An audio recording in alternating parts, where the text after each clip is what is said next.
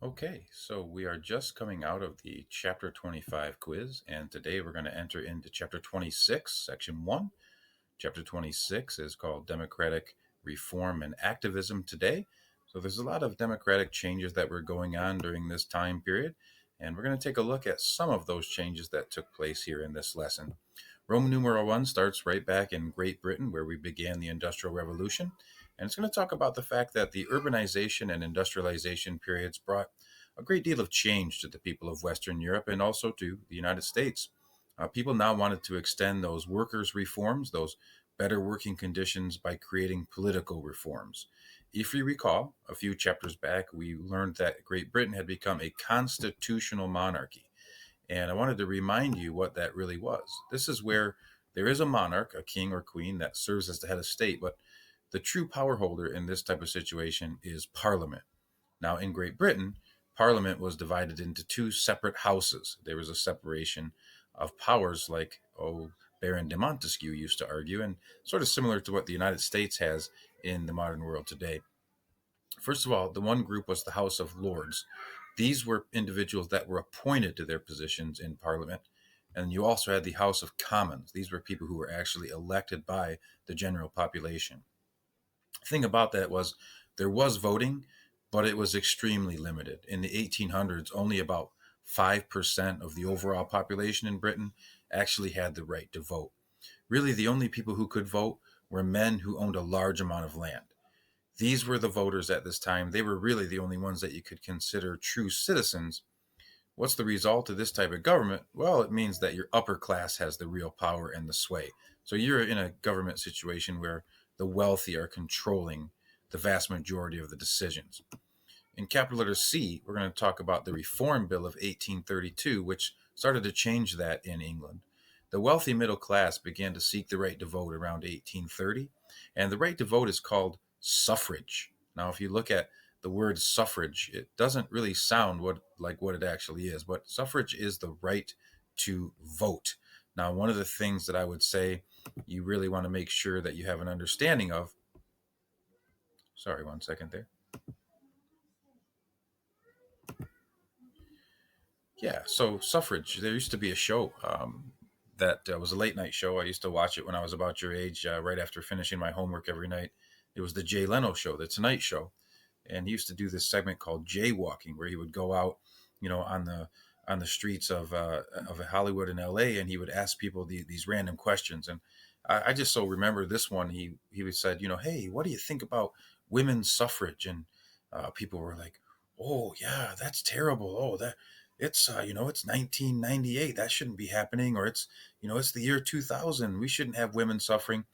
They had no clue what the term suffrage meant.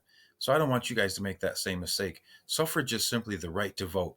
We see a lot of suffrage movements throughout the history, beginning around this time. Now, the Reform Bill of 1832 gave wealthy middle class men the right to vote. So, middle class men now in Britain could vote. This gave the voting rights to about 50% of men only in England, but that only meant that about 1/5 of the total population in England could vote. So, still, you really only have 1/5 of the total population being able to vote at that time. So, while the Reform Bill of 1832 did expand voting rights, it wasn't a great difference maker. Capital letter D is going to talk about the Chartist movement, though, which expanded off of the Reform Bill of 1832. The Chartist movement was when the working class began to fight for voting rights, and they wrote a document called the People's Charter of 1838, which called for all men to have voting rights. Now, this also made the vote private, meaning that when you went, you actually voted where nobody actually knew what your vote was. Prior to that, you'd have to go in and say, all in favor say aye, and you'd raise your hand and say aye. And then, people who disagreed with you may try to sway your opinion or whatnot. So they privatized the vote. It also ended the fact that you had to own property to serve in Parliament.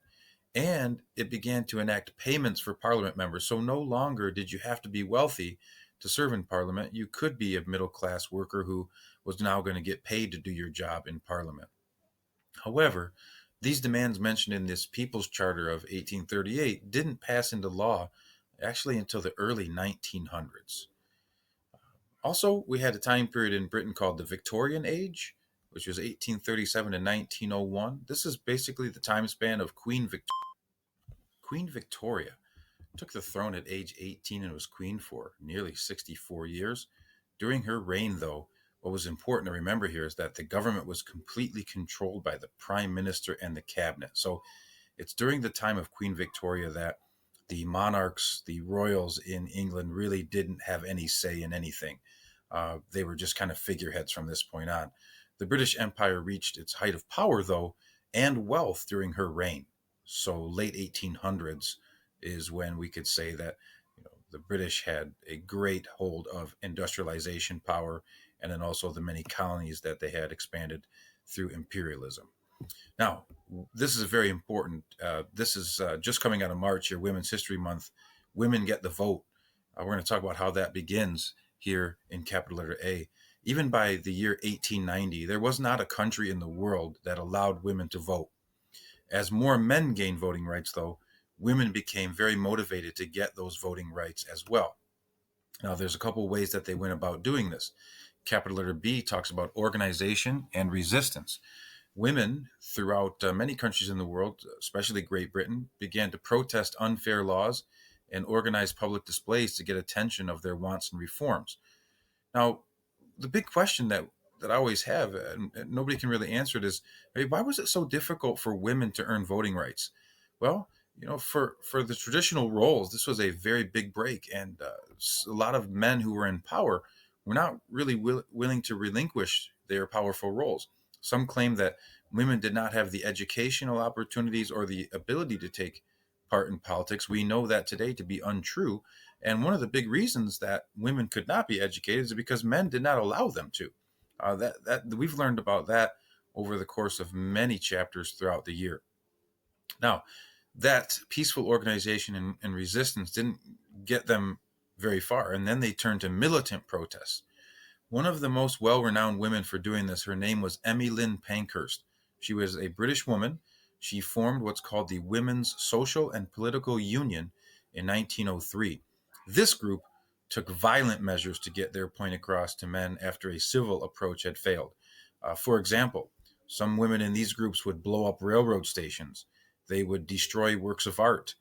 They would chain themselves to the Parliament gates to get the attention of lawmakers as they were coming into work. They'd see 4 or 5 women chained up to these very high gates, if you've ever been to London, and they'd have to remove them by cutting the chains. So they definitely got their point across there. And they would often smash windows or break other objects, all in this movement to try and gain awareness to the fact that they could not vote. It was through movements like this, though, that actually earned women's suffrage, and this began to draw attention from 1880 to 1914.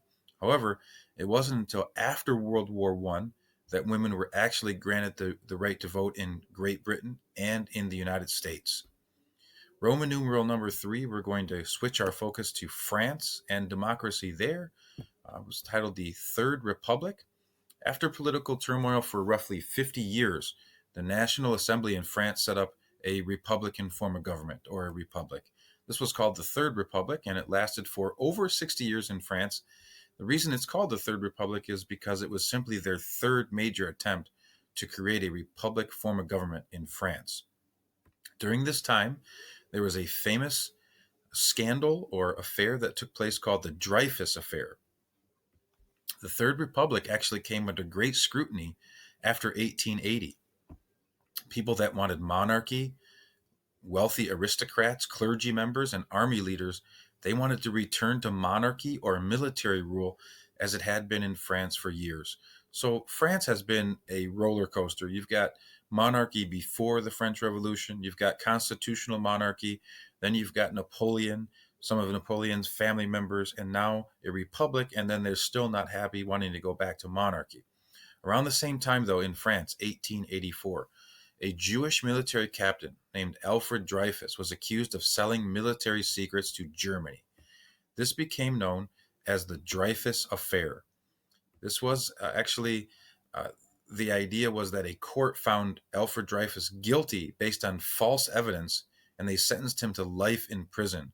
What actually happened was other military officers other military officers set Dreyfus up, and he was later found innocent. So he had spent time in prison based on these fake ideas of people who were generally practicing anti-Semitism. And this is a very important word here. Anti-Semitism was prejudice against Jewish people. This was going on in Europe quite a bit in the late 1800s and then early 1900s. And we know that during the mid 1900s in Nazi Germany, this was a big issue. This led into, though, some movement called the Rise of Zionism, capital letter C. Here's what was going on: persecution, exile, and violence against Jews in many places in Europe led to their heading out of Europe and into the United States. They also wanted to reclaim a homeland in Palestine, and that's what this movement known as Zionism was. It's an 1890s movement to stake claim in Palestine for the Jews. Eventually, if you know your history, this region became the state of Israel. Thank you. The next section will be chapter 26, section 2. We'll look forward to doing that one tomorrow. Tonight's homework is simply to read that very section that I just mentioned, chapter 26, section number 2.